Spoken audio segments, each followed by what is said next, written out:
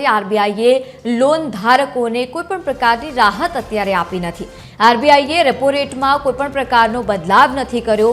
મહત્વનું છે કે આરબીઆઈના ગવર્નર સંજય મલ્હોત્રાએ મોનેટરી પોલિસીની બેઠક બાદ જાહેરાત કરી હતી કે રેપો રેટ 5.25% પર સ્થિર રાખવામાં આવ્યો છે। આ નિર્ણયના કારણે સામાન્ય જનતાના હોમ કે પછી કાર લોન પરના ઈએમઆઈમાં કોઈપણ વધારો નહીં થાય। વૈશ્વિક સ્તરે અનિશ્ચિતતા હોવા છતાં પણ ભારતમાં મોંઘવારી સંપૂર્ણ રીતે નિયંત્રણમાં છે।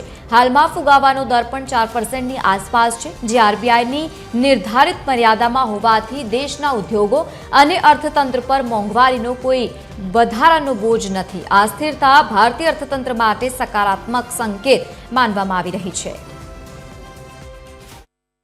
The Monetary Policy Committee met on 4th, 5th and today to deliberate and decide on the policy repo rate after a detailed assessment of the evolving macroeconomic conditions and the economic outlook.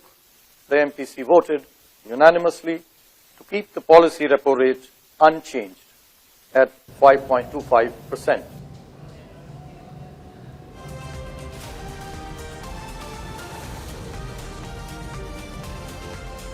વધુ માહિતી સાથે આર્થિક બાબતોના નિષ્ણાત ભરત પંચાલ આપણી સાથે જોડાયા છે। સ્વાગત છે આપનું ટીવી 13 ગુજરાતીમાં। આ વખતે રેપો રેટ 5.25% પર જે યથાવત રાખવામાં આવ્યો છે, સામાન્ય જનતા પર શું પ્રભાવ, કેવી રીતે આપ જોઈ રહ્યા છો?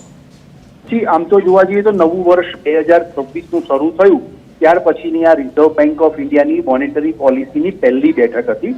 એમાં રેપો રેટમાં કોઈ ચેન્જીસ નથી કરવામાં આવ્યો। 5.25% જે યથાવત રાખ્યો છે।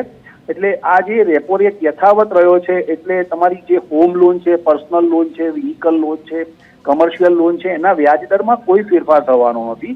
પોતાના ઈએમઆઈ પણ યથાવત રહેવાના છે। પણ મહત્વની વાત એ છે કે 2025નું વિત્તીય એમાં આરબીઆઈએ 0.25% સૌથી મોટો વ્યાજ દરમાં ઘટાડો કર્યો હતો।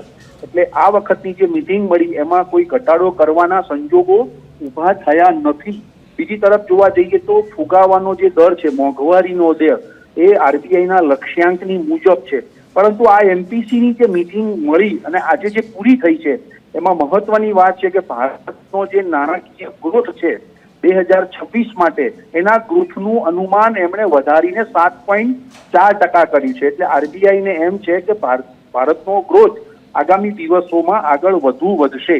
તેમજ આ મહત્વની વાત એ પણ કરવામાં આવી છે કે યુરોપિયન યુનિયન સાથે જે ડીલ થઈ છે, ફ્રી ટ્રેડ ડીલ થઈ છે, અને અમેરિકા સાથે પણ એક ટ્રેડ ડીલ થઈ છે, એને કારણે આગામી દિવસોમાં ભારતની નિકાસમાં ગતિ ઝડપી બનશે એવી એક નોંધ લેવામાં આવી છે। જી બિલકુલ, આભાર આપ સાથે જોડાયા તે બદલ। તો જે પ્રમાણે રેપો રેટ અત્યારે યથાવત રાખવામાં આવ્યો છે, જો કે લોન ઈએમઆઈમાં નહીં થયો કોઈ પણ પ્રકારનો ઘટાડો।